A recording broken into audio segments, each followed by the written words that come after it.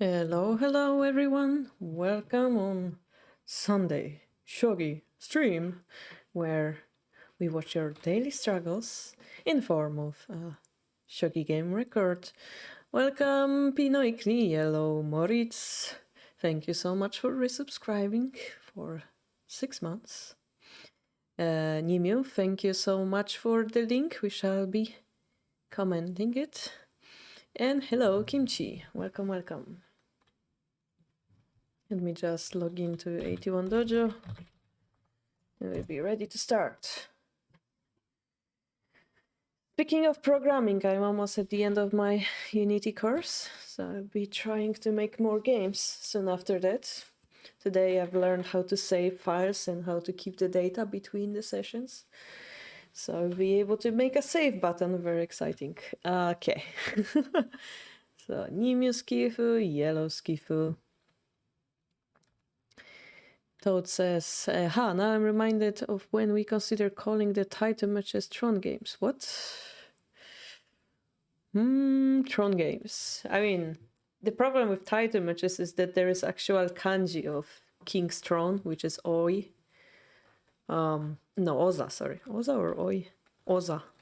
Oza literally means King's Throne, so that's where it comes from, I guess. Breaker of Castles and Lord of 81. Stop it, guys. Stop it. We have a king watching. Remember your place. There can be only one king on the harbor.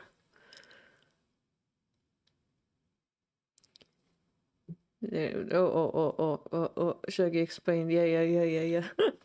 Too many accounts. All right, so far we have 2 links, so we shall download it and analyze.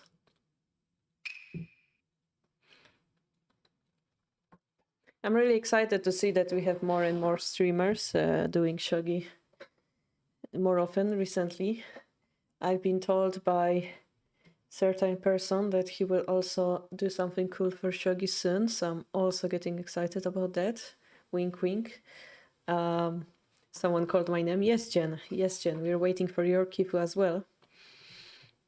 Hello, nobody knows. And we will start with Nimu's kifu. He will be Gote, and then we will do the yellow who is white here.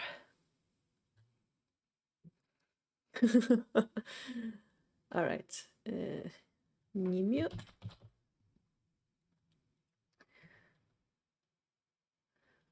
Let me just check if I have the right settings. I think we're gonna use the normal kanji pieces unless we have some new players.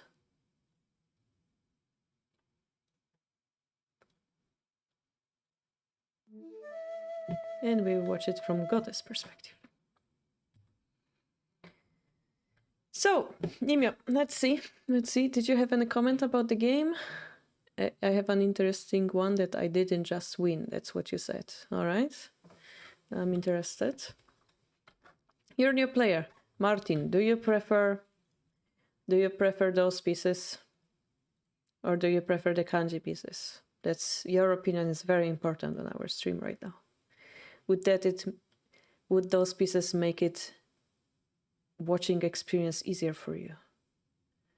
Or do you prefer the kanji pieces without the arrows?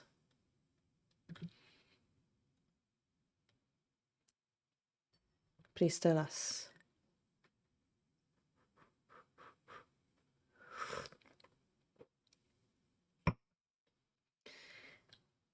The arrows make it easier. Perfect.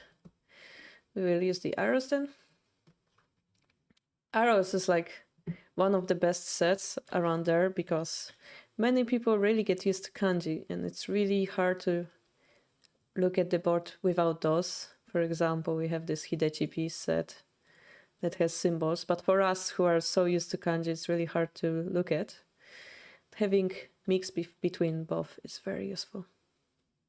Gotcha. Take it slow then. All right. If you guys have any kifu that I have to look at, please post it while I'm commenting this one. So far we have 2 kifu. And we'll start with Nimue being Gote. There's a bishop exchange. There is this strategy of bishop drop here, but it didn't happen. And then we have static rook versus static rook, I assume. Shogi Wars, all right. Can we watch Shogi Wars link? I'm not sure. We will be able to, all right.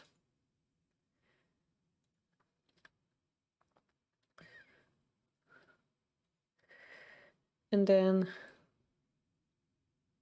I'm actually working on a mini game where I will be working on a mini game which will help you remember the shogi pieces.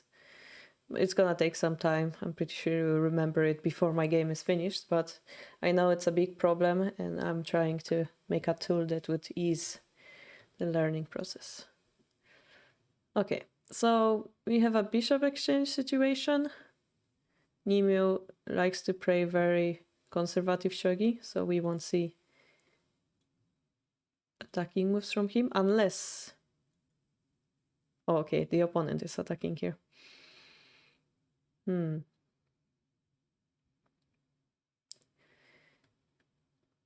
This is quite surprising. Usually what happens is both sides castle a little bit more and then wait for a weakness and then attack. Here Nimue doesn't really have a weakness yet. On the other side, this knight head is a weakness for the opponent, so it's quite surprising to see. Naturally we will take, the knight will jump. We have the option of getting super crazy or not super crazy. Nimue decides to go slowly.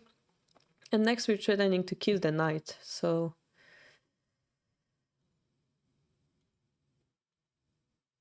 Okay, so the opponent is really aggressive. Really aggressive, okay. So Nimue currently have a lance advantage. He's being attacked, but as you can see the enemy is using 2 pieces, maybe 3 pieces in the attack, with the pawn that would be 4. But currently not all the pieces are active. And the king is in the middle. So if Nimue manages to defend, that would be perfect. If not, he needs to delay the fight so that this king will be in danger as a result. Trying to figure out how to play what better. Okay, Tam Zombie. You like lance promotion 1-7 here. That way the rook will run away. If we survive that, that would be perfect. But they will try to sacrifice it here probably and make it more severe. Sure, Mifa. We have plenty of space.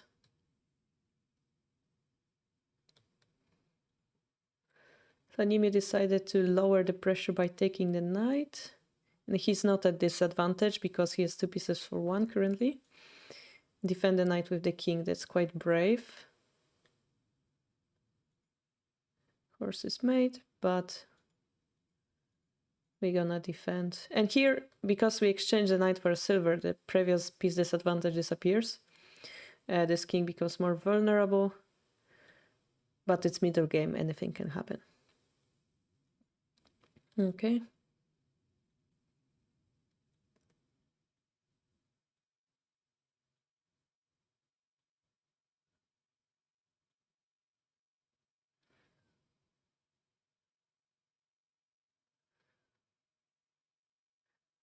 So this is like saying that the opponent will sacrifice his rook, probably for the bishop, and then attack very strongly. So the question is, are we surviving that in current situation? Oh, we take it with this lens, okay. That's probably better, yeah. So now they will be adding the knight, I assume. Dropping a pawn. Stuff like that.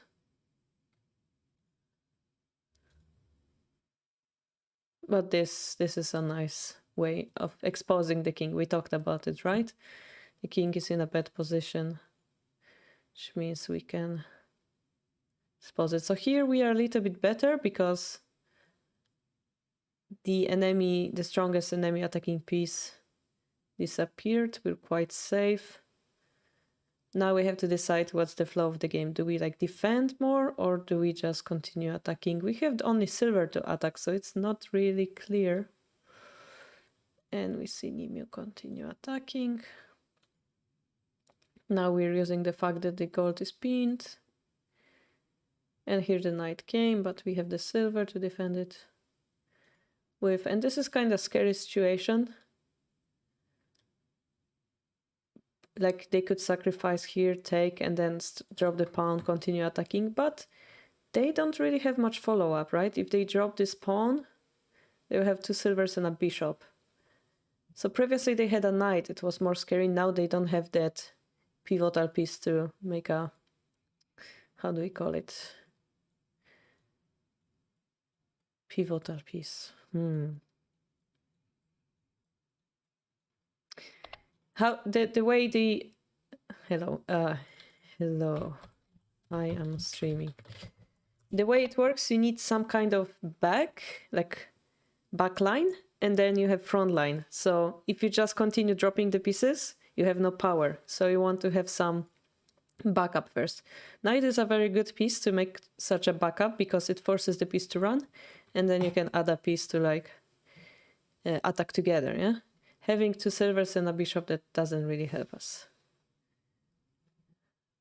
Foothold. Perhaps foothold is the word I was searching for.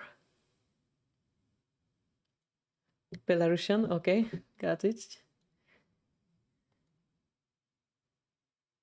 Establishing a foothold, I think that's it. Yeah, but for reinforcements, you need to have a foothold. That's my point, right? Hi, Sirius.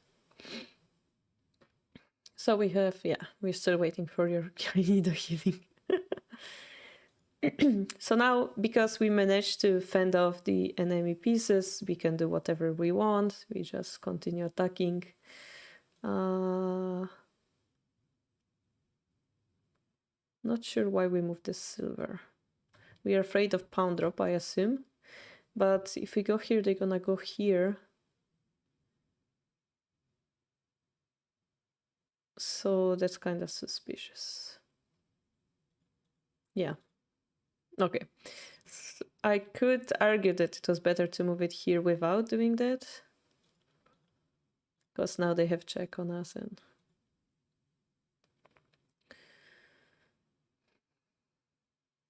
That's a cool looking move, but there's a pawn drop here. I don't know how we would answer against pawn drop here, Nimue. I know that you're activating the rook while defending this, but there's a pawn drop. That's kind of countering that. Just became stupid at this point. Okay, so here we either ignore this or take... If we take it, our attack becomes slower, right? That's unfortunate. So if we were to ignore it, we would raise our pressure. And, well, let's assume they take here. With the pawn. Take here. And let's assume something like this will happen. And here we have 2 pieces, so maybe we can target checkmate threats. But in the between, we are giving them a lot of pieces. So yes, it's kind of scary, and I know why your brain got confused. Let's call it.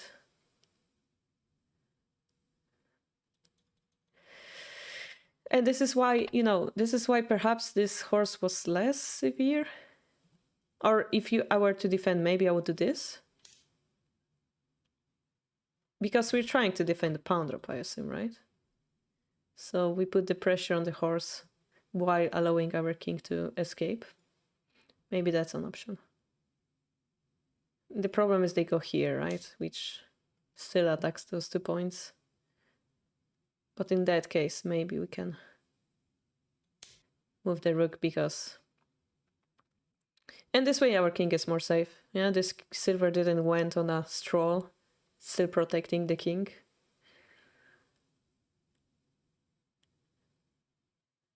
I mean, if you're ballsy, you can ignore that and give away the rook, but not sure. Depends on your playstyle, right?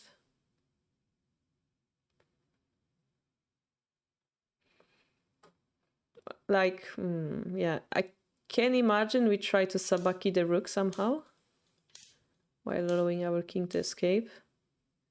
I can imagine variation like this. But then there is this weakness here. So I'd prefer to keep the rook alive. Yeah, or maybe even here. To keep the protection on the lands. And this way the silver is not taken with the check, right? It's not taken.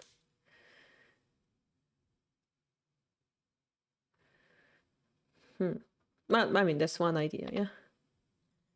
The other idea is to attack anyway. The third idea would be to...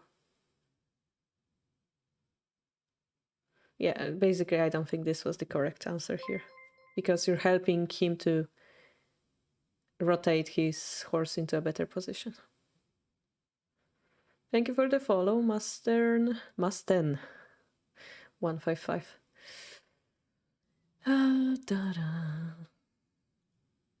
Oh, here we lost the rook. And we are attacking anyway, yeah? So because we gave away the rook, and we are attacking anyway, I would ask, why not do it in this position, right? And then they don't have the token yet, and the rook is not taken. So here, both of those moves are played, and it's their turn. So it's like you made a pass, right? Kinda. You move the gold and the silver here, but we have to ask ourselves, is it helping our situation or not? In this case, maybe we would prefer to have quicker attack. Of course, it's not like we're losing, but we're talking about efficiency. Yes, Nimi, you can send that Tesuji instead. Thank you for the follow, Martino Stars. Okay. So they took the knight instead, trying to fork, but there's no fork. Okay, so we're attacking. So yeah, it's kind of sad because we were forced to move our dragon back anyway. Now we're almost losing.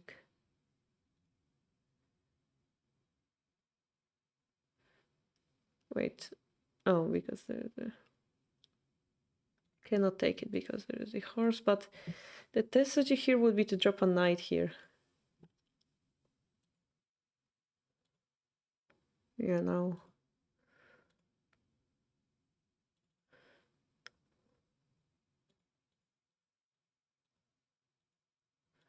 Yeah, so here I think you're losing.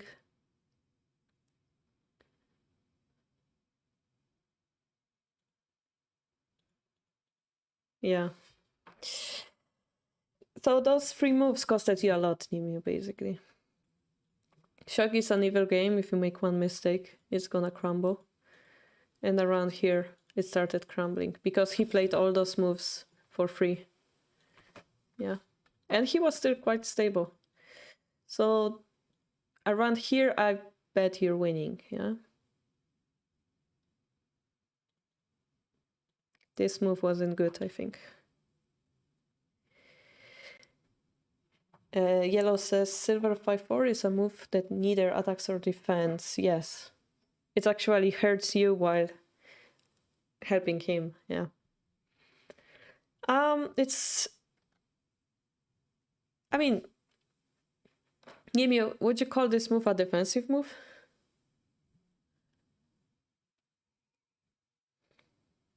When should you defend? Well, so the question about...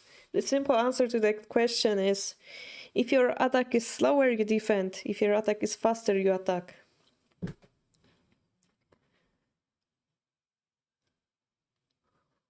So this is why I considered this variation first. Because that's the fastest attack you can make. And if it's fast enough, you're gonna win, right? But it didn't seem like quick enough. I mean, unless in this position, actually, it's not too bad. Like this. So for example, here you might be faster, but it requires the very careful reading, yeah, because this is not a checkmate yet. So here, for example, you don't have enough pieces to checkmate the king. So maybe that's too strong and we should go slower. But then we have to consider every other move the opponent can make, you know. Stuff like weird pawn drops and stuff. Every possible check. And this is why reading is difficult, because you have to consider the whole position, different variations at once. So if this line that we showed, for example, this one, is winning for you, you should go for it, yeah? Because that means you're one move faster, you're winning.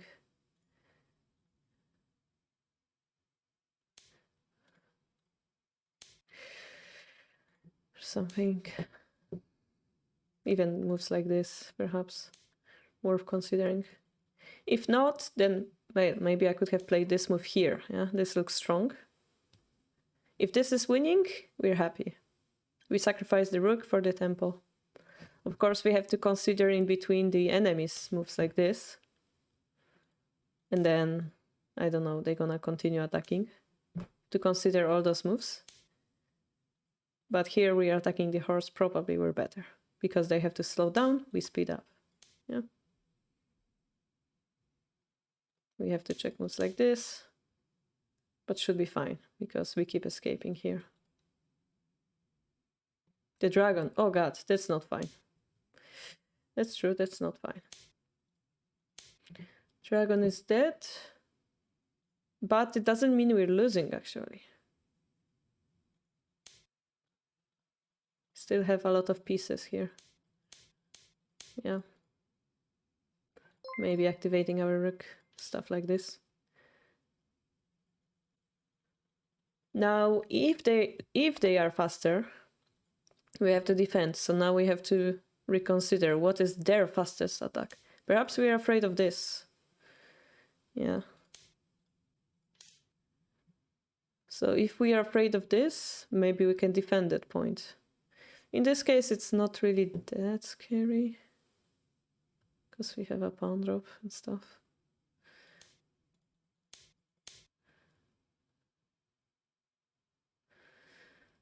But yeah, this pawn promotion, distracting our rook for one more move, stuff like that. So then this is why I propose to play this move to like protect that square.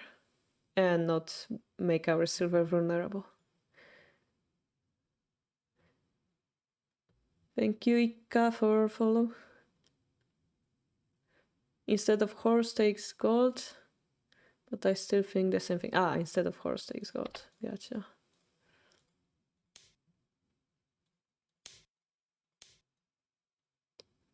Which variation was it?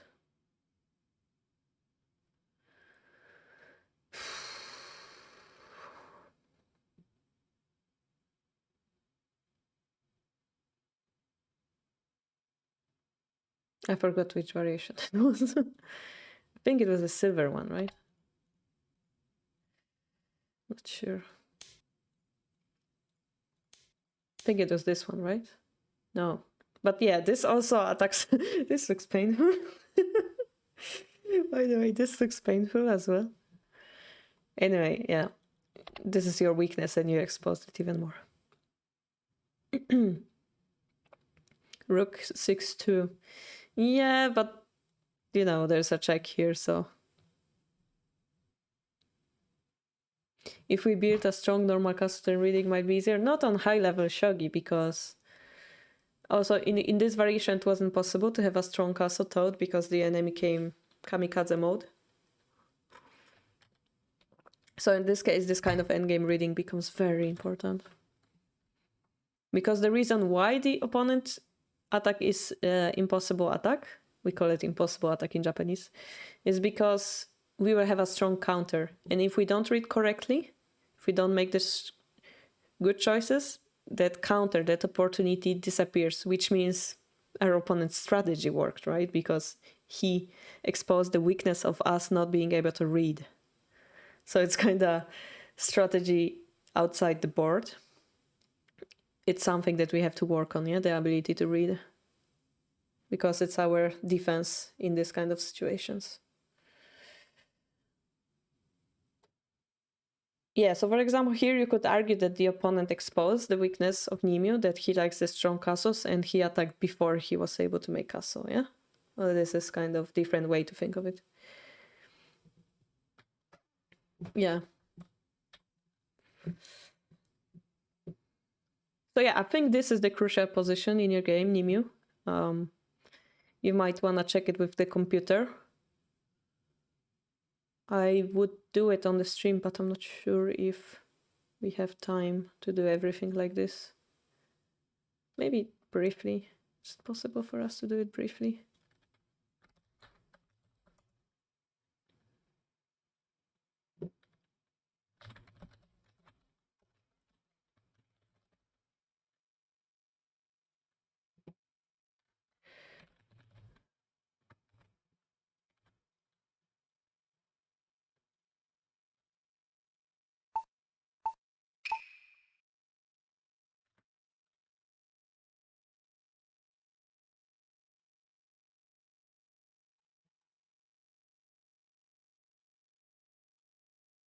Here, right?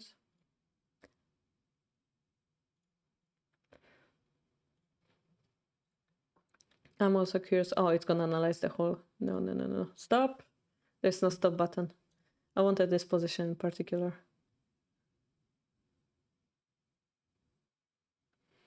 So it says to go here, which you didn't. Okay. So here, then the bishop drop 4-5. It's a good move, apparently. I mean, Shogi has a little bit easier way to do it, right? They do it live instead of the button. But yeah, they just say if they promote, you just continue attacking. So the computer is saying basically you're faster. 6-5, and then they drop the gold here. So they perhaps admit that this.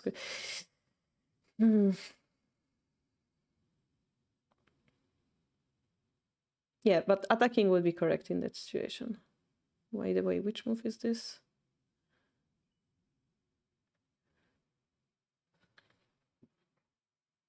This move is...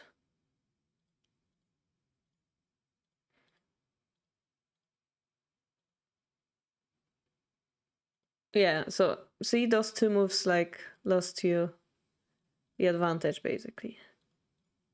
The silver wasn't as bad, it seems, but the gold was definitely a mistake, yeah. So this is why this is the critical position. Oh, you don't see the whole board. Thank you so much. I keep forgetting. So basically, this is the critical position because the gold move lost you a lot of points. The silver wasn't the worst, but the gold in pair. Yeah. And the computer wanted you to attack here. I showed that variation here and then here.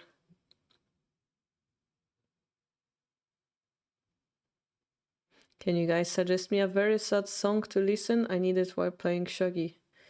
That depends what kind of theme you would like to hear.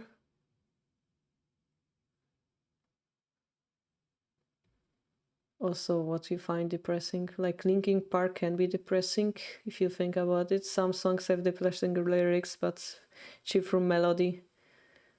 Do you want a sad melody with a little bit of hope or like total sadness?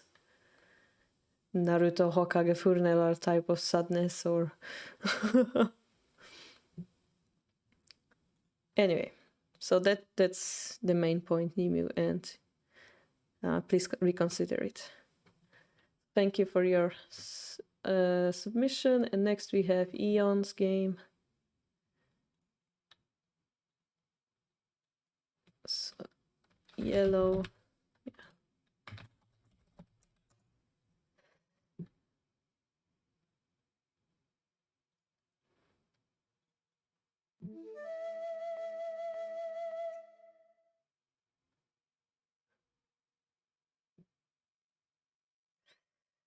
Jen, not Justice, gave you a link apparently.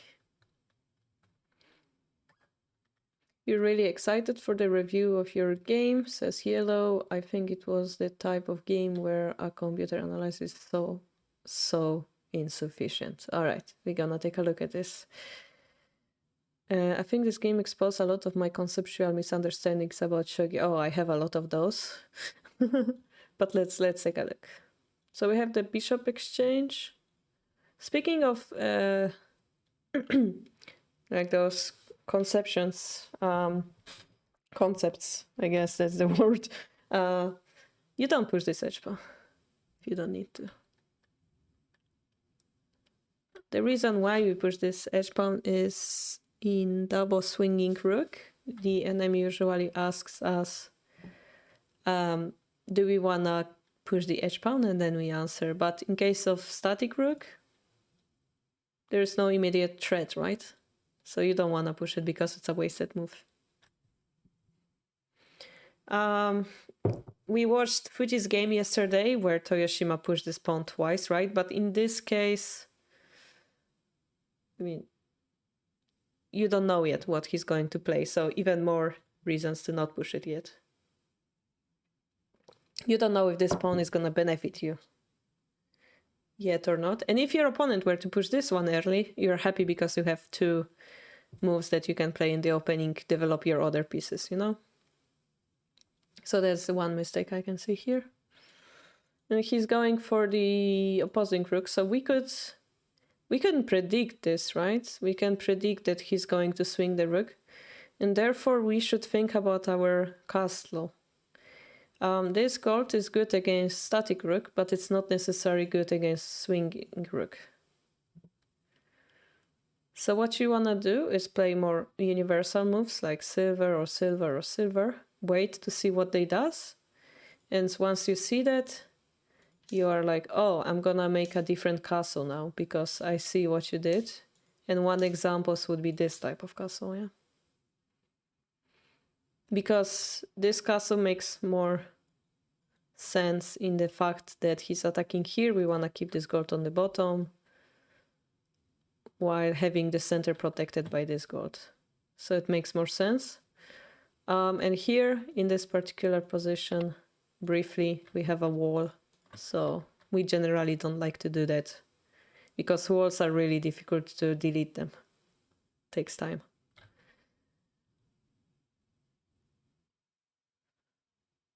Yeah. Oh, that was his castle. So now we also have to be really careful because this is a bishop exchange opening and they're going for opposing rook. So they will counter us here. So we have to be aware of that and predict. Yeah. What they're gonna do is they're going to either push the silver here and jump with the knight, or push this pawn and try to use the silver. So we have to predict that and perhaps, yeah, definitely keep this gold here, but then ask yourself what you wanna do with the silver and knight to oppose their attack so that you're not pressured on this file.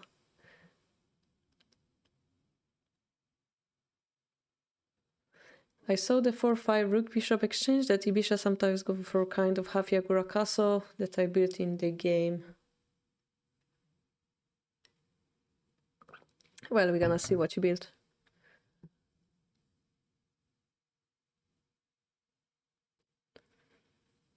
Mifa, how about this song?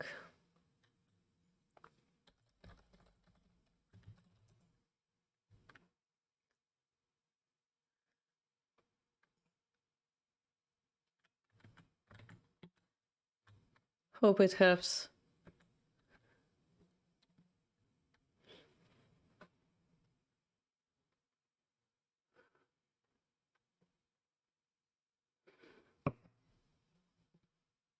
Is it a good castle to use bishop exchange, ranging rook openings? This one, not really. It's not actually. It's not the worst, I think. Depending on your playstyle, it's not the worst. You like that song? I'm glad you like this song, Mifa.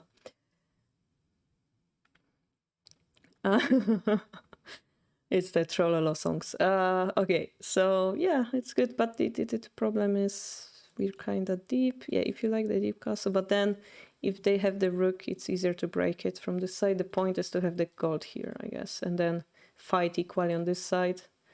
But yeah, we're gonna see how it develops. Okay, so we're trying to oppose it slowly.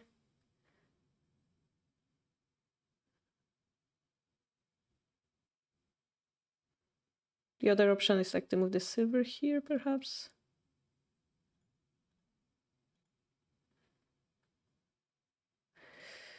I would harry and castle the king, maybe. I wouldn't move the gold because, again, we prefer to like keep it ambiguous.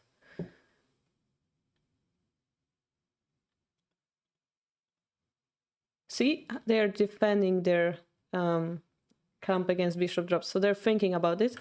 The price they're paying is that his king is closer to the center, and this square is a weakness.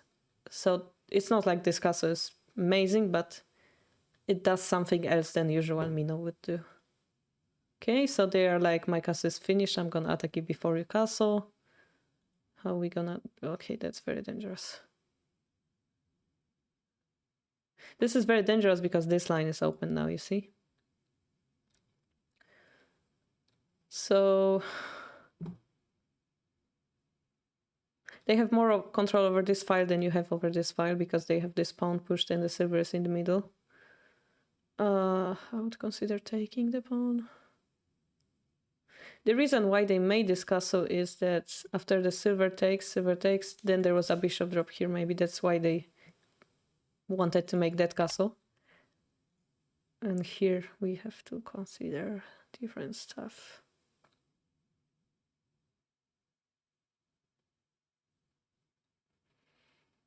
Yeah, pawn push is not the best. I would even consider like ignoring it and maybe castling. Because if they take, I take. If they drop the bishop, maybe use the gold to defend. They will try to use the rook on this file, I think. But then we can think about it later, right? Maybe move the gold again to help the defending. This is kind of weird because we could use the gold on the right side. But it's kind of going for the balanced play instead of the solid play. And then we will have this pawn drop if something happens. So by something happens, I'm meaning like maybe the bishop drop or some magic will come. But we have that pawn drop as an insurance. And then we will have this bishop drop for ourselves.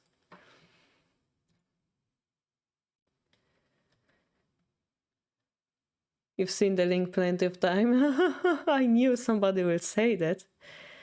I saw many professional games from the Play Shogi opening book where Ibisha built this castle, but I'm not sure if the concept is still outdated. Yeah, it's fine. It's fine.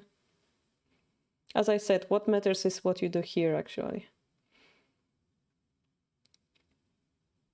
I'm confused why pawn takes pawn, bishop drop to 4-4 isn't strong. Where? Here?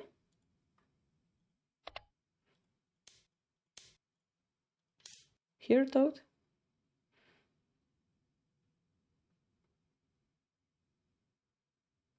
Pawn 5-4. How about this?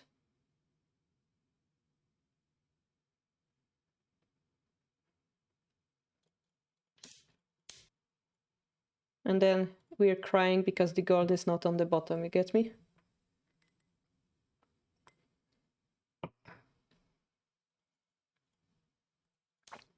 Pawn. Well, we can... Oh, that's pretty interesting. Now that we do that, you are protecting the square. That's pretty nice. In fact, we can also drop the bishop here if we're scared. Or even here.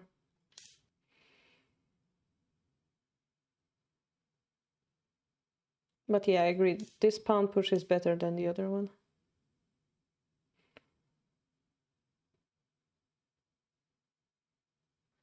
We could try to push this one. If you take, then go to the center. Then the silver comes. Maybe that's difficult then.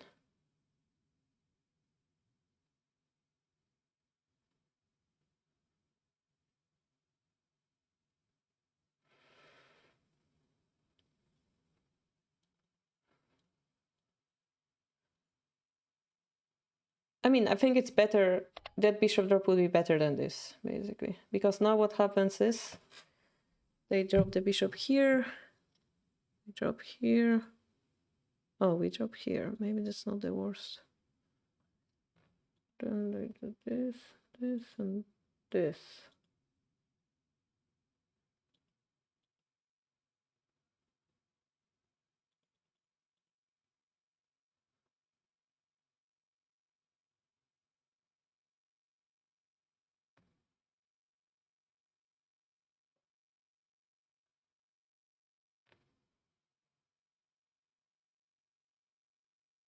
I think maybe the black side, center side, could have done something better around here. But it seems like you managed to defend the rook for now, so that looks cool. Now it's the kind of troubling part, because because they sabaki the rook and you didn't sabaki yours, you see? That's the problem that we have. Now they have two bishops, they will drop it to expose your position one way or another. But you made a talk in here. It's not the worst.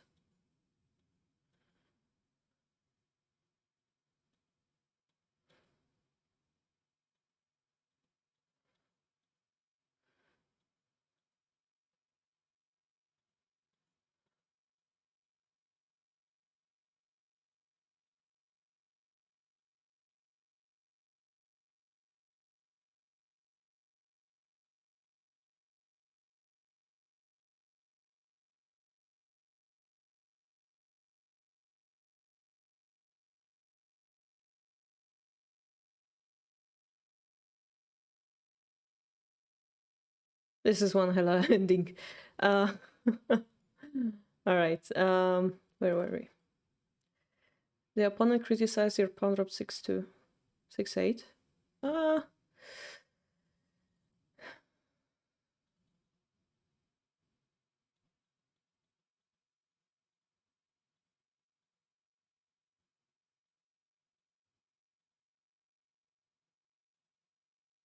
So yeah, the problem is they have a bit more stable castle perhaps, and your rook is not sabaki, and your gold is in a weird place.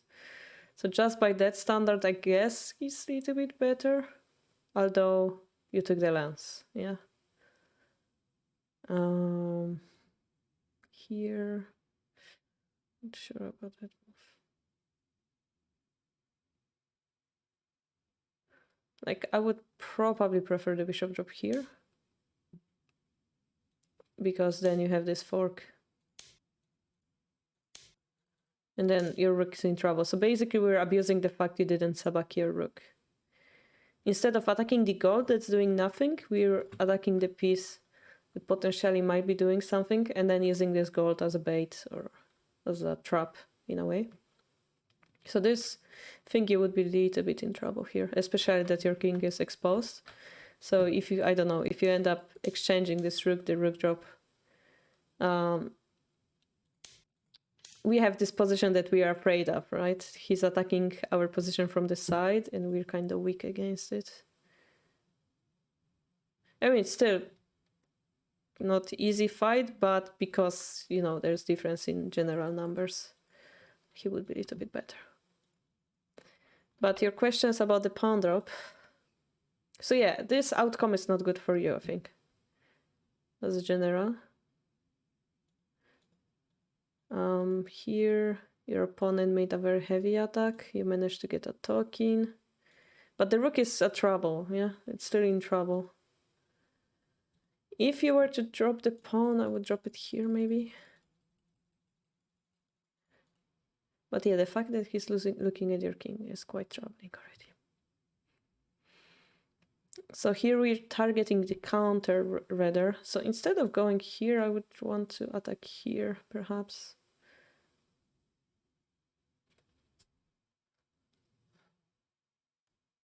He has the resources to defend that, though.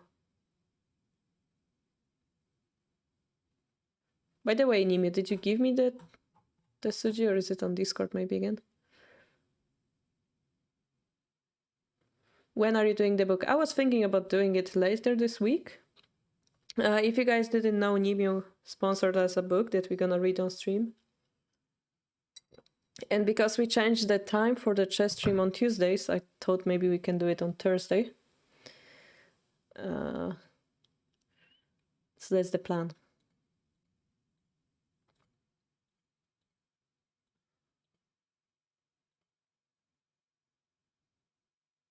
I mean, it's not a bad move. It's just that he's faster. Again, he's faster here, yeah? So because he's faster, maybe we should do a little bit more defending. And I would consider knight drop to be the usual way of defending, but because I want to have counter, I would try lance. Problem is it's not an easy fight anymore. And I would use this talking as a foothold in case his king escapes here. So I want to surround the king. I don't want to just attack linear way. I want to attack the king in a concave. Lance drop 2-4. Yeah. So the idea is you defend while attacking. And you know, if they were to drop something here, I don't know, let's consider taking. And you can see the lance is staring at the opponent. So I know it looks weird, but in some situations, boom, you have a checkmate, even though your king is like in attack. Boom. I know, right, Mori? Overwatch coaching is showing.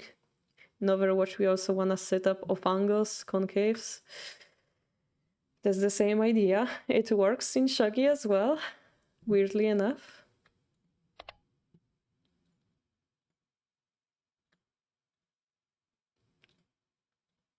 So yeah. Your opponent was probably... I see he took the lance. Your opponent kind of messed up a little bit, I think, as well. I mean, this is still fightable.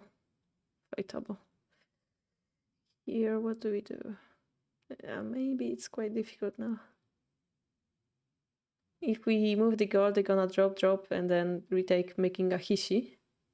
Something like this. It will be a hishi.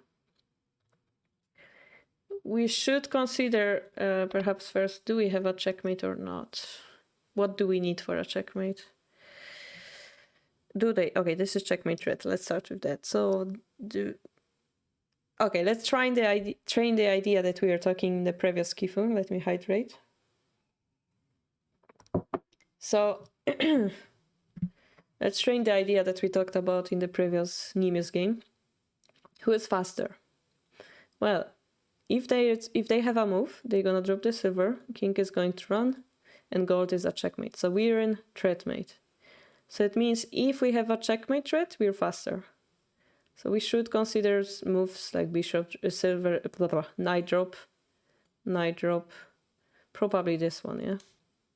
If he runs, there's a rook drop. If he runs here, there's a silver drop. We win. So they have to take. Now what do? Yeah, we have to drop a piece here. Or rook lands type of situation, but then we don't have sideway piece. Okay, so for example, yeah. For example, this wouldn't be good because we are lacking sideway piece. They don't have to take the lance. And here is where our reading ends, yeah? Rook takes 9-1. Ooh, rook takes 9-1. If rook takes... Okay. If we're able to play this move and force them to play another move, we should consider this variation first. Because we have one more silver. So, unless this rook was helping us to checkmate the king, but... So here we have one more silver, maybe it's easier to checkmate, yeah? Silver, king takes, bishop, knight. If they go up, it's quite simple, right? Same if he goes here. So he has to go down or sideways. If he goes here, it's a checkmate. If he goes here, That's most likely a bishop drop and then rook drop and then open check. So he goes down. And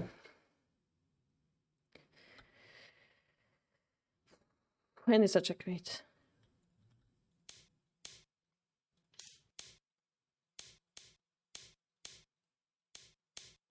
Yeah.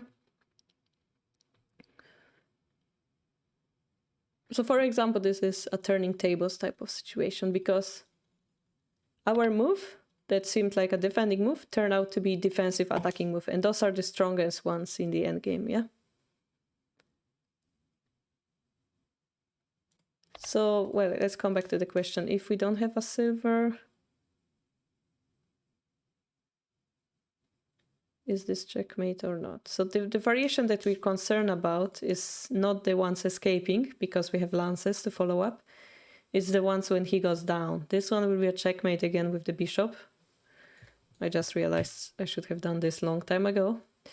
This one, because previously we dropped the silver, now we don't have the silver, so it's kind of troubling. We have the lance instead to consider. If they go here, there's a rook drop. It's quite easy, so they go here.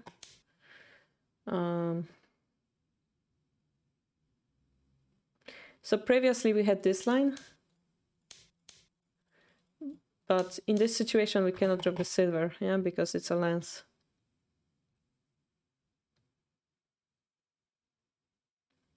So it won't be a checkmate. Knight jumps will mean the knight is unprotected. So here we need something trickier, more tricky to do. You're proposing lance drop. We have to consider both taking and running.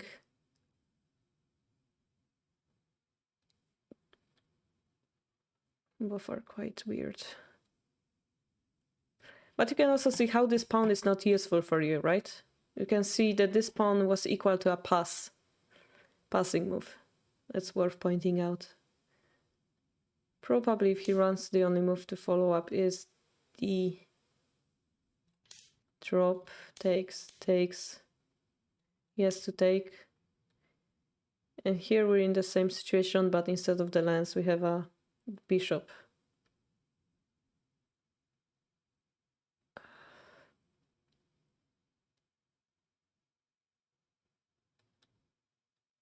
It's barely not enough.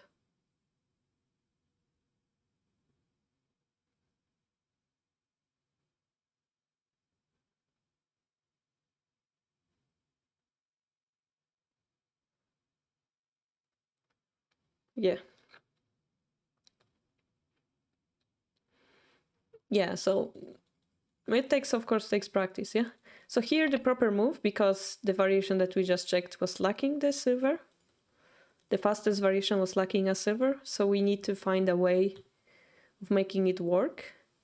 One way of making it work would be to add a piece, but here we're one move too slow, so we need to find something that speeds up our attacking while defending, taking the silver attacking defensive move. The strongest move you can play in endgames. I think this might be better. And then, of course, we have to consider whenever this is a checkmate. But probably escaping up is easy enough to understand. King runs here and it's quite safe, right?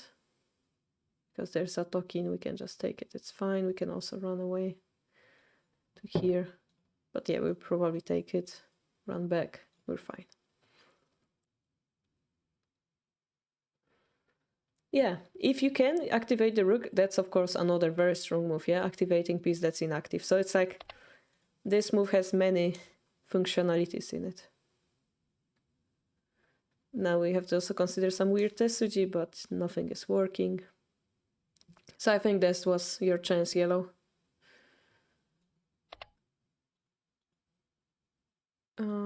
Here. So for example, we could also, okay, I'm making it too complicated, but we could argue the point that you should check the checkmating variation here as well. And consider moves like this here. This doesn't work because of the silver drop. but we should consider it. And this is why, as a result, this silver was better, and this silver was better, and then this. And this changes the position so that our king gets a little bit safer, and then the rook drop becomes possible. Yeah? So it seems like we didn't gain anything on this drop, but actually we changed the position barely enough that this is a winning move for us. So it's kind of beautiful, yeah? Shogi is a tricky game. I find it really cool around here. Yeah, this small change in the position changes everything.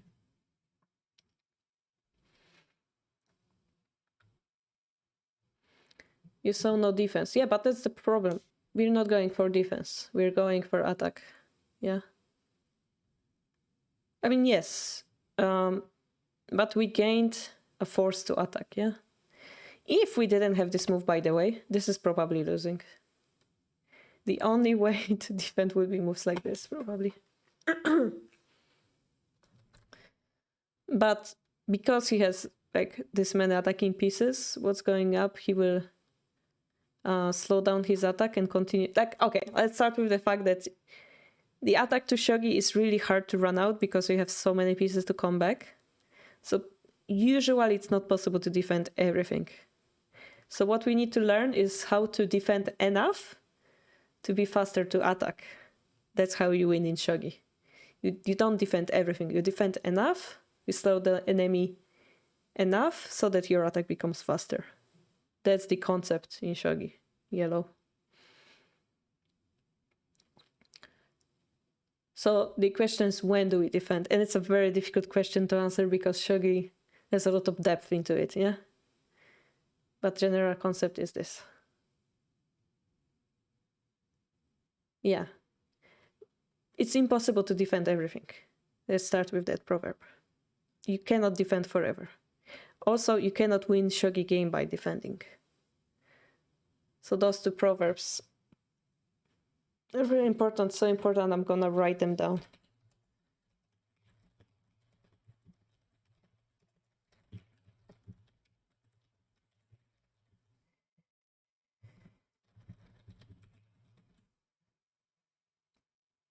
The best defense is offense, yeah.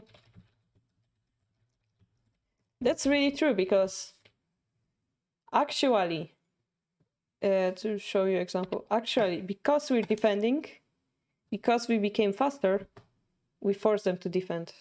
So we're defending because we're threatening something, yeah? We're forcing them to defend because we're threatening, and we're defending because we're attacking. Kind of weird, because they cannot play attacking move currently. They cannot play attacking move because our offense is stronger.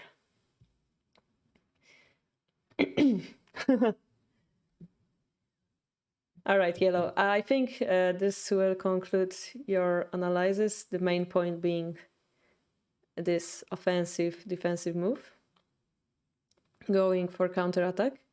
We talked a little bit about this line being very aggressive, right? And yes, we talked a little bit about don't think about like this pawn. Don't think how strong it is. Think about how strong it will be few moves after, yeah? So in this case, lance drop was better because it gave more threat toward the king, faster threat toward the king, eh? So thanks for sending. And Takeshi, wait, which one are you? Who was it? Justice? Was it Justice? Thank you, Yellow.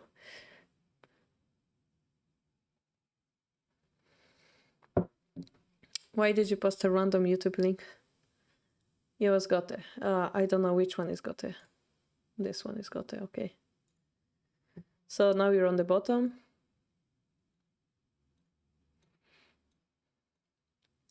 The way this animation is so smooth, I like it. Okay, so... Oh, by the way, yellow. I wanted you to consider this move as well in the opening. Like, ask yourself what happens after it. That's important if you didn't know this move. And this is why perhaps playing this is better. Because after this, they don't have the same counter. The counter being this. So try to consider it. What's the difference between silver and the gold? Yeah, the point being this pawn. You actually force them to perhaps to move this and then waste one more move to do so. Okay, so here we have the same situation. I cannot draw arrows, I'm so sad. We have the same situation. There is those two pawns. So here they can take it and drop it here as well.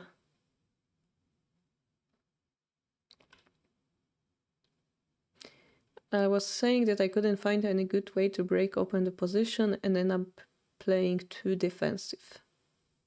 Okay. No problem, yellow. You subscribe? I give you hints. Ha ha ha. So yeah, there is the bishop drop here. Justice. Not sure if you're aware.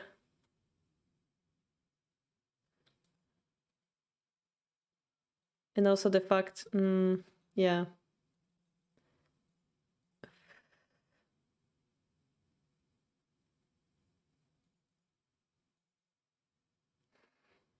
We can talk about... Okay, you don't really want to... You don't exchange the bishops. You wait for them to exchange the bishops. Or if they exchange this pawn, you exchange the bishops and then you move the rook in front of their rook. Something like that. So here maybe moving the king or pushing the pawn is better. But that's opening and it's complicated, so I prefer to concentrate on the easier stuff. Here they're a little bit better because they managed to exchange rook pawn. And now your silver is stuck on this square protecting this pawn. We talked about this last week as well.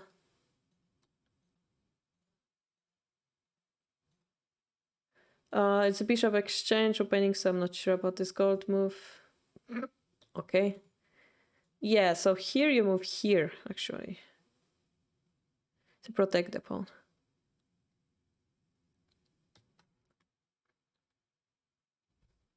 Yeah, twice.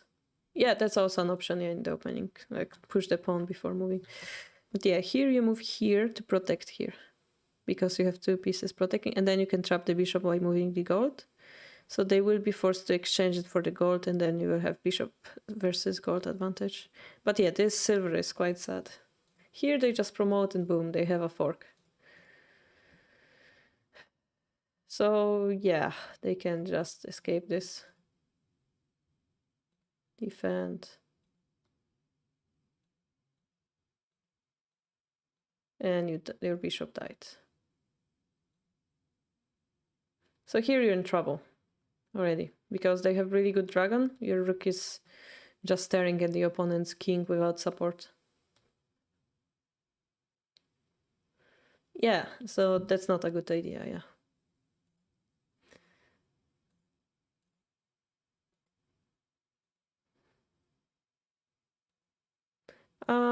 Here there's silver's hanging actually.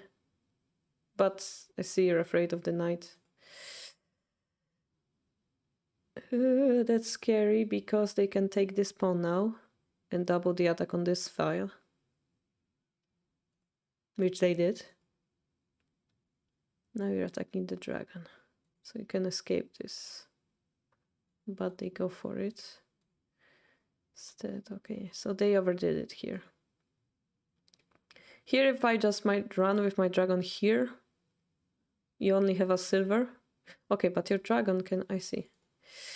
So you also have the promotion. If I want to defend, I push this pawn. Yeah, time zombie, yeah.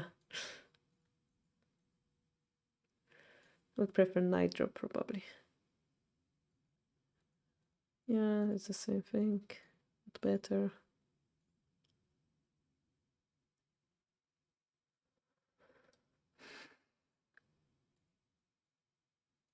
Now it's becoming spaghetti with meatballs. I don't know what's going on anymore. Like this is a free knight. Oh god.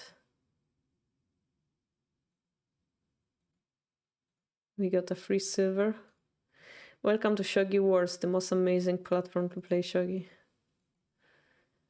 Oh god, what's going on? Wait, what? Oh, because there is a... Why did we promote the lance here?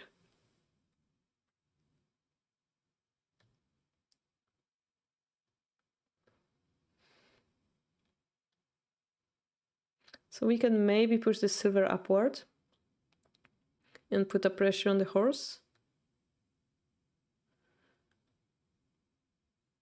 And then promote the lance.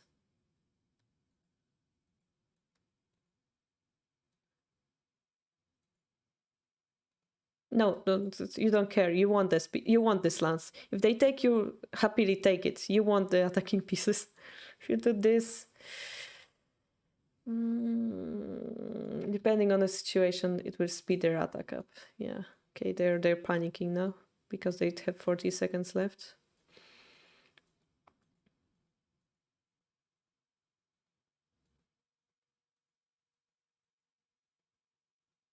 One, two, three, four, five, six. None of them working. Yeah, exactly. Nurturing bad habits. Yeah, he has 4 seconds left. So I don't like to comment games on Shogi Wars because this is quick Shogi and obviously you both made mistakes that you wouldn't normally do if not for the time pressure. But I can concentrate on the main points, being this bishop drop here. And then allowing them to make dragon and fork your rook and the knight is not a good idea usually, unless you have a very strong counter. Here your counter, this one, was interesting, but it wasn't good enough. Yeah, they simply defended. If you drop another bishop, they just add another defender. Yeah. So take, gold, and unfortunately, gold's drop at the back rank will lead to forever check, which is loss for you. So basically,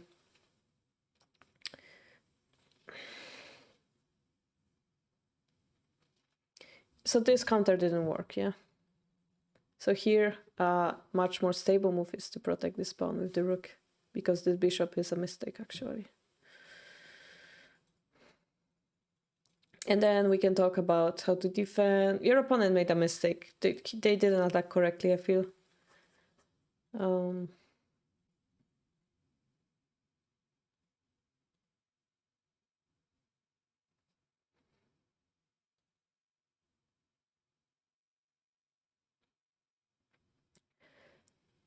Like, I'm pretty sure they can win by promoting or unpromoting the silver here now to 5-8. Then you take, they take. If you take, they take with the rook and have this position of one square dragon, and then they promote the lance and they break your position. And they have the support of this knight, so your king cannot run upward. So I think that would be your demise. And then, of course, magic of the Shogi Wars happened and you're winning, but here you're still 1, 2, 3, 4. You have one silver up because he ate this silver, but he has more active pieces. So I would assume if he makes a check here on this gold and you escape and he makes a token, he probably wins.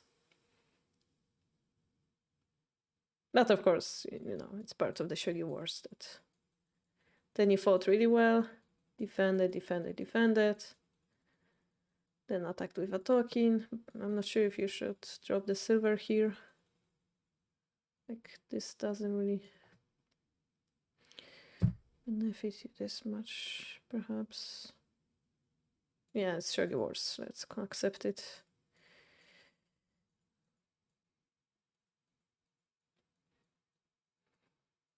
Yeah. I didn't want to take the silver just yet because I thought it would disconnect the gold from the castle. Yeah. But the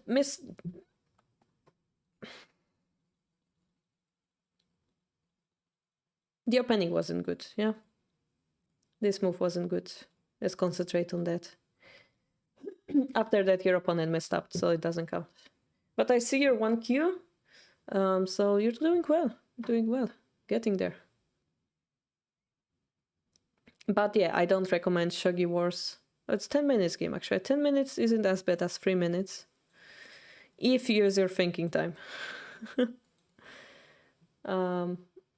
But yeah, that would be it from it.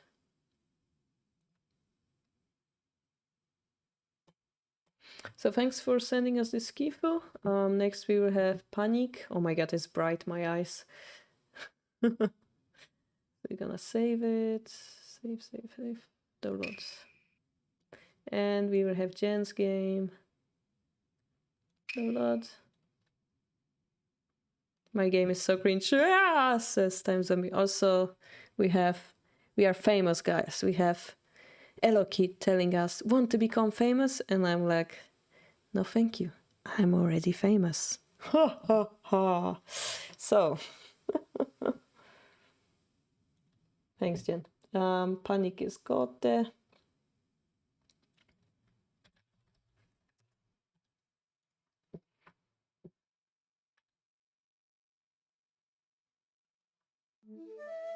Illegal. Wait, what? Oh, it's 6-piece handicap. Why are you giving us handicap game? 6-piece down.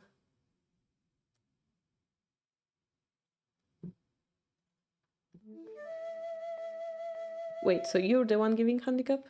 Oh, to Kello. Oh, okay, I see. Now I see.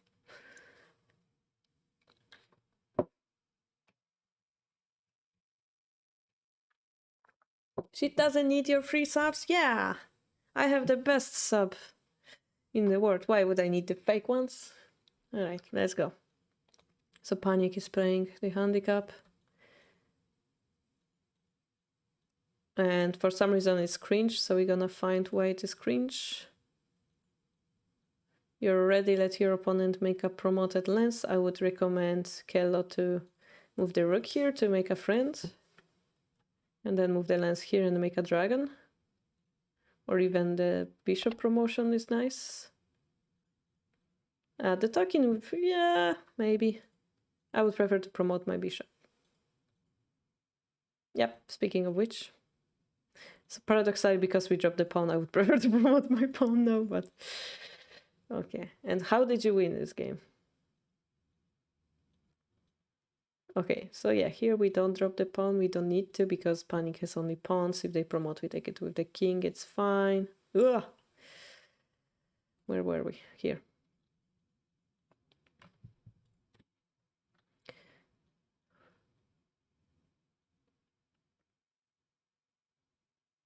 How do I play this properly? There's no way to play this properly. The Bart part is coming up. No. You know, the target of those games is not to win, is to teach your opponent. So as long as you are able to teach them something. So here you have a pawn drop, Panic.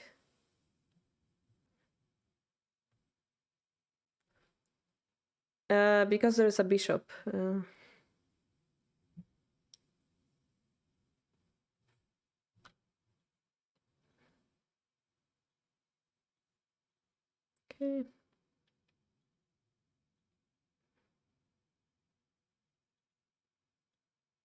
So if I were to give hint for Kello, I would tell him about the necessity of like activating your pieces. So making those 2 pawns is not really beneficial, but promoting the rook would be very beneficial. And here, yeah, pawn drop means knight drop, yeah. Quite nasty already. So we slowly have to defend. Unfortunately, this last was given up. Yeah.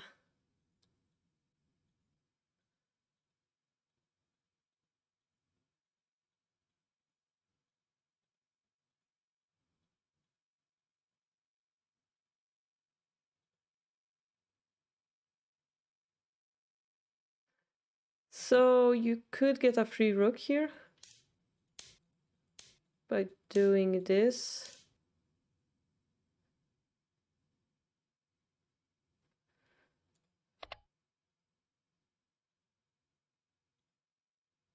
But I guess this is good enough, yeah.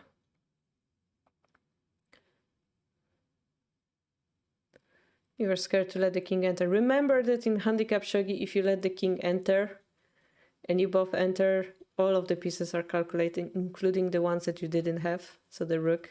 That's like you start with 10 points already. Yeah, I mean, you destroyed him. I hope you taught him after the game exactly what he had to do, because that's the main objective. Here I would consider moving the silver instead. But yeah, the gold drop is maybe painful. Maybe the king is more interesting, yeah. I don't know about Lishogi. This is 81 dojo we're talking about. You blunder the silver? What, where? On 5-1? 5-1 square or 5-1 move?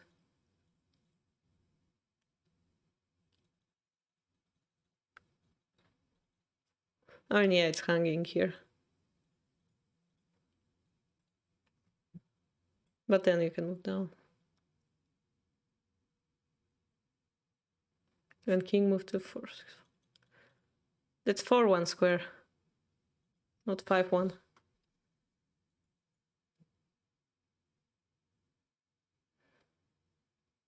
So yeah, we have to move the silver first, yeah.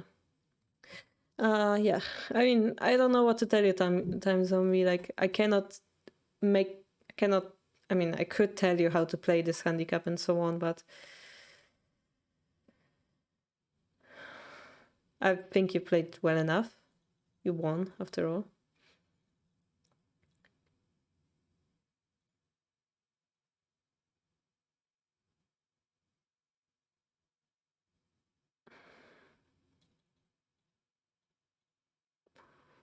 The gold is a little bit bad shape, you know, stuff like this. Yes, Jen.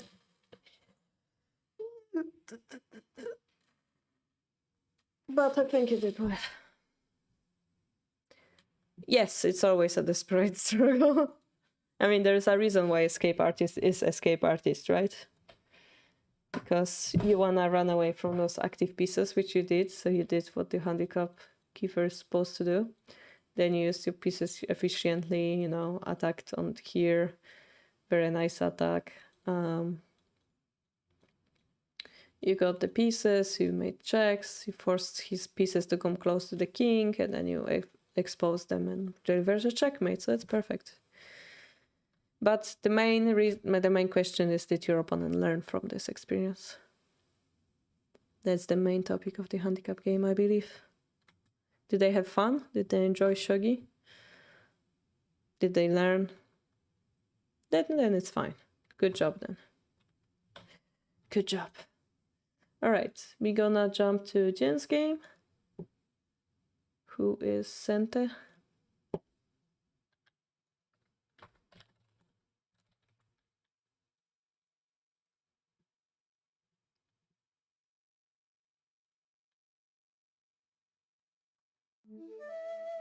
And you said this is some challenging game you played. Okay.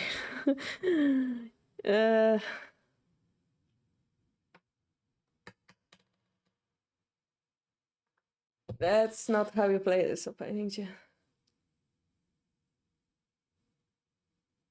You already moved the bishop here, which kind of wasted a move, and now you're wasting another one.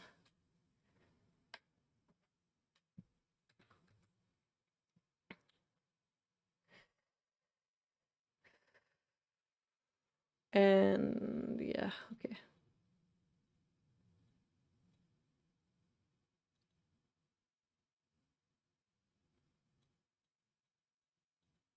We have to defend here at some point.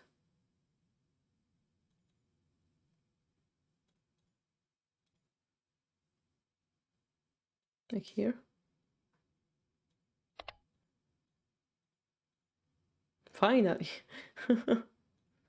Okay. I don't like this move. His silver is already distracted, so you kind of get a point from distracting him. You wanna finish your Onaguma still. You don't wanna punish this move like you would do in chess. Maybe you wanna get a point for making a horse here. You can promote here or here depending on his answer. Maybe that's a little bit better. Here, going for a simple pawn. We don't like to do that. Making a horse? That's a different discussion, yeah.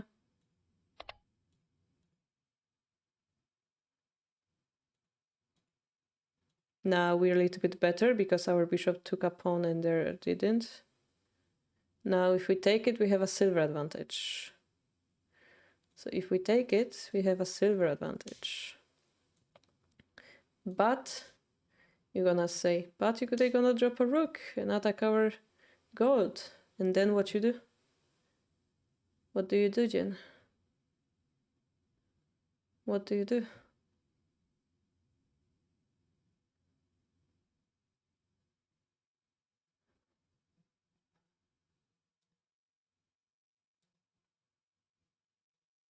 No! You say, fuck you. And you drop the bishop. Don't let the Belarusians throw you around.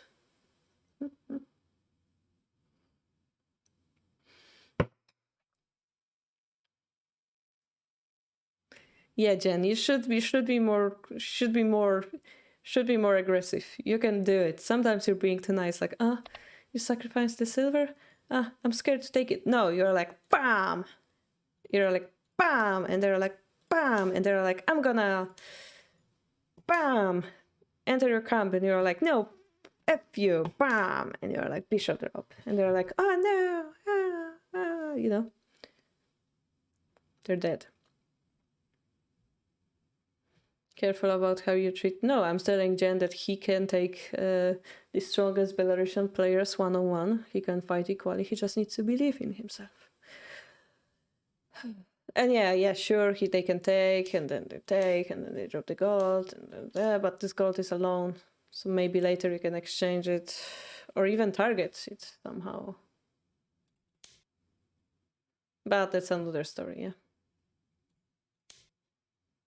You have advantage, you don't have to hurry anymore.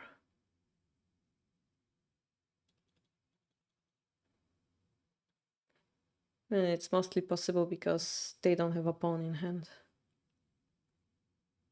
Yeah, GG, easy, well played.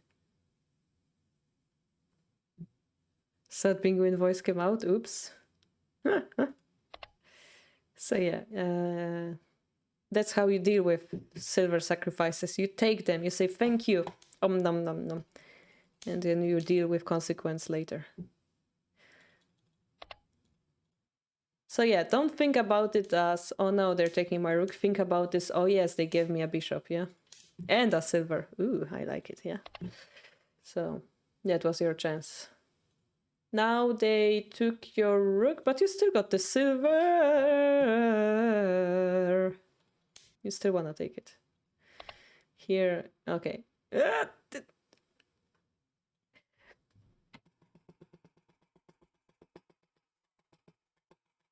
What is this?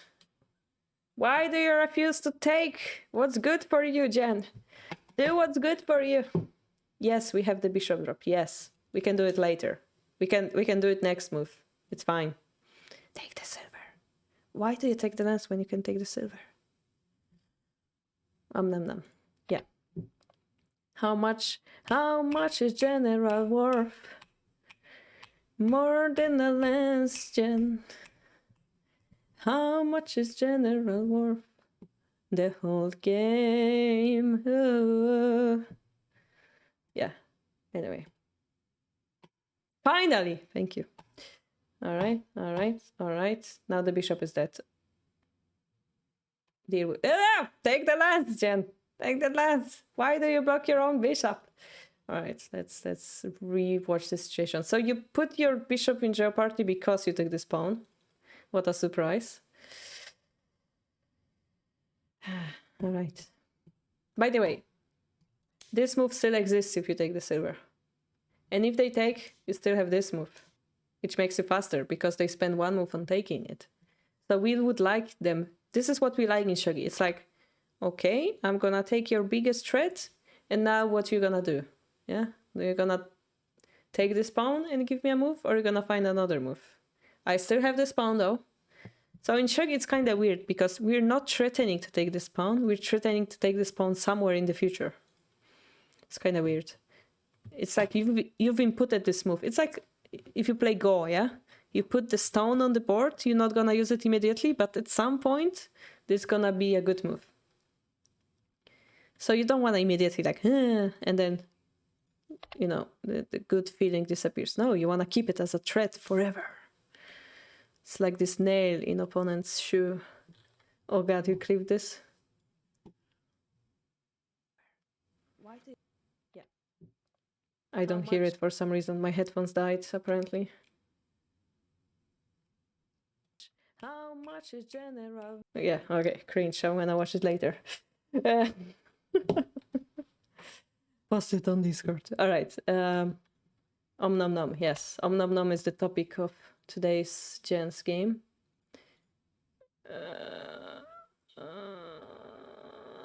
Look how painful it is. You could have a horse here, and then you drop the pawn. Then you drop the pawn, but no, you had to block your bishop first. You're too much in hurry, Jen. Too much in hurry. Also, by the way, just small. Oh no, okay, never mind. That didn't work.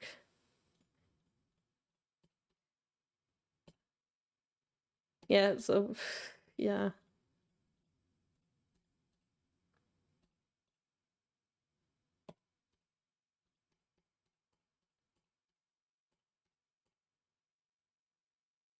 It's painful. It's really painful. No, Jen, this is the point. Where are your eyes? How many seconds you play this move? How many seconds, eh? How many seconds? 7 seconds.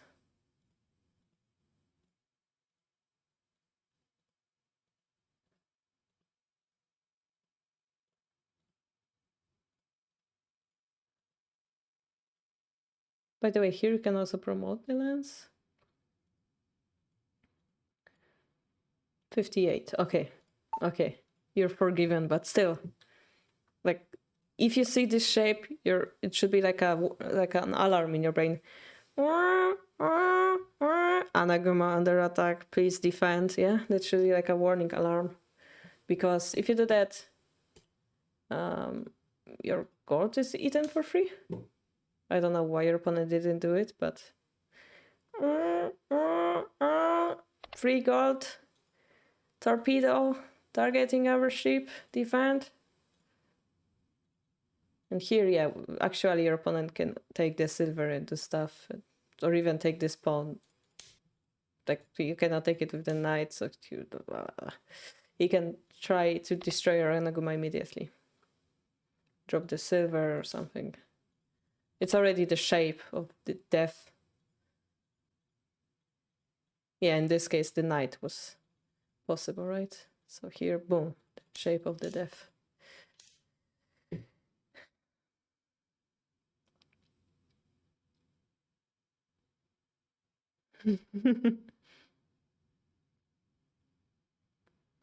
Yeah, anyway, I trust Jen can do better. So the most unacceptable mistake is taking the knight.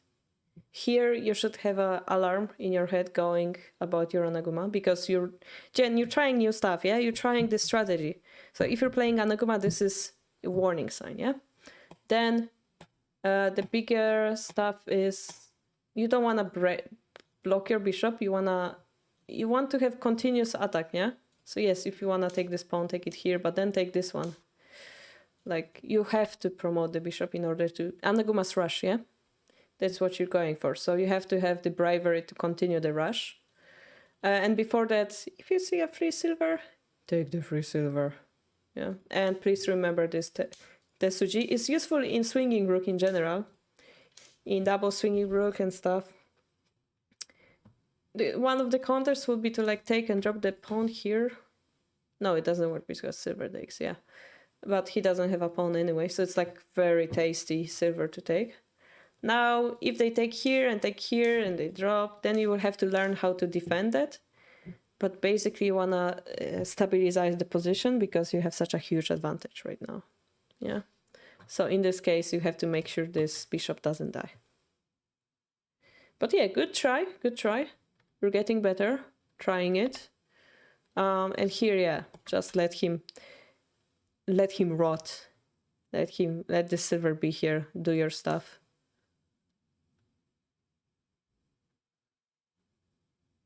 Or yeah, make a horse, I guess. You're still apprenticed to the dark side, but yeah, you're doing well. You're doing well. I'm roasting you just because I know that you can do better. Yeah, that you had. Please consider those moves that I talked about, especially the bishop drop. Yeah, it's very important defensive tesuji for swinging rook. Very important. It's not that you don't have a rook. It's that you exchange the rook for the bishop. If they drop the rook, you drop the bishop. Yeah. All right. Thanks so much for sending. And this concludes, I think, our kifu analysis. And I want to talk a little bit about our schedule for the future. So on Tuesdays, from now on Tuesday, we will have the Pole Chess Shogi stream, 9 o'clock, Zurich time. Then I finally will get my stuff on Friday. That's nice. I will get all my Shogi books finally. Next week we will have normal stream on Saturday, Sunday. But in 2 weeks, on Friday, we will have the Oli stream again. So if you wanna, guys, be notified, be on the Discord. And 2 weeks from now, on Sunday, the stream will be delayed, probably 2 hours forward, because we will have a special Brazilian event where we will listen a little bit about shogi promotion in Brazil, and we will do special teaching games for the Brazilian players. So it's quite exciting. Quite exciting. I'm really happy they asked me to do it, and I hope you guys will enjoy it. So this is why the stream in 2 weeks will be delayed. The time will shift forward.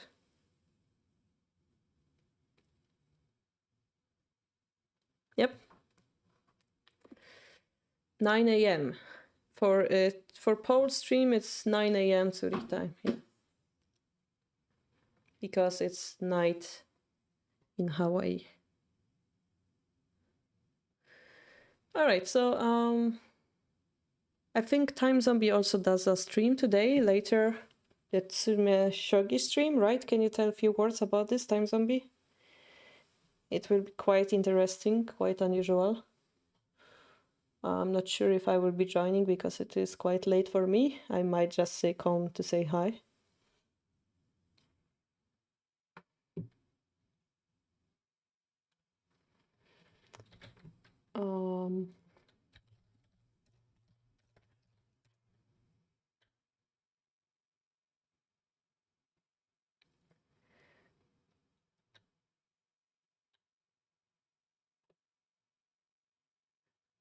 Oh, and Shogi Explained has over 500 viewers. Nice. Followers. That's so nice.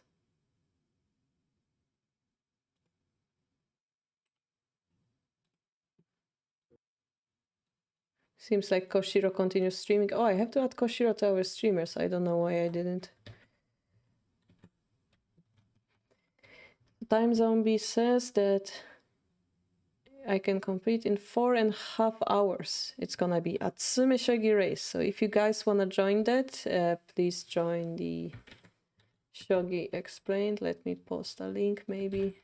It will be this link. You can be also notified on our Discord if you get the always notified role in the role channel. I see.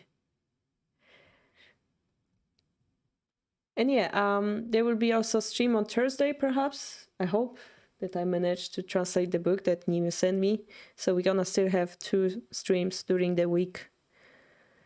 And I will see you there.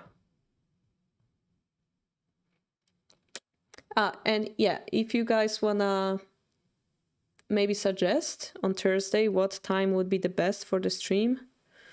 I can be quite flexible in Thursdays. We can do it earlier or later or the usual time. Just ping me on the Discord what you think is the best. The Shogi Day. Ooh, yeah. It's coming close.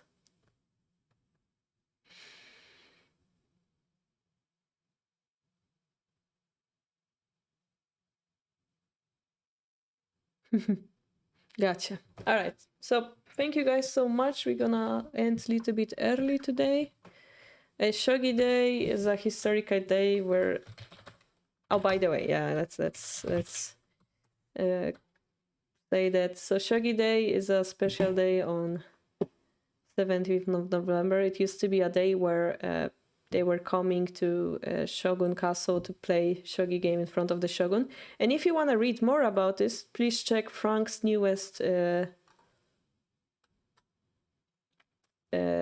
paper on it. He explains that Shogi Day was actually quite troublesome day because people didn't like spending hours watching shogi game, but what they were coming for is actually a shogi festival that accompanies it. And this is maybe why we have also shogi obankai setsu big board explanations with accompanying teaching games. Maybe this is where it came from. So it's quite an interesting read, guys.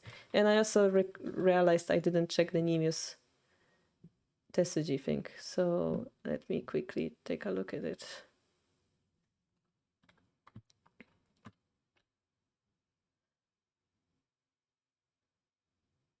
So we are in Checkmate thread. So we have to go for Checkmate. But there is a pawn drop Checkmate. I'm confused.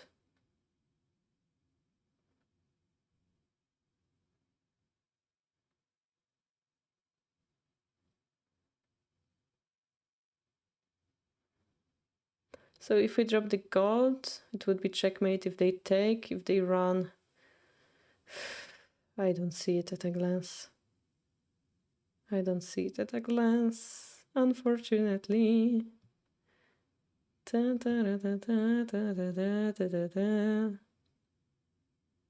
We could drop the pawn on the bottom as well. So can we like drop runs and pawn drop something? Then it doesn't seem decisive enough. I would expect more decisive moves. And the rook is hanging. That's also true. So if they drop the pawn, they take our rook, yeah. This is anything we drop here is a nifu.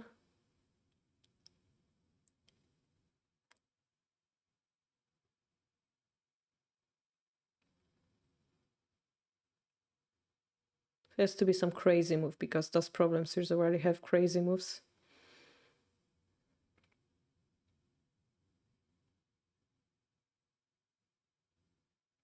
Oh, I see it. Oh, that's beautiful. That's beautiful. So because it's a Tesuji, you don't want to find a checkmate, but you want to find what we talked about in Nimi's game and in Yellow's game. The best move in the end game. What was the best move in the end game? The defensive offensive move. And in particular, threatmate removing threatmate. So this problem is threatmate removing threatmate. So I will leave this for you guys as a homework. I don't want to tell you the answer. And if you guys want to discuss about it, please post it in the shogi problems on our Discord. And enjoy this amazing problem from Nimio. And I will see you next time. Bye bye.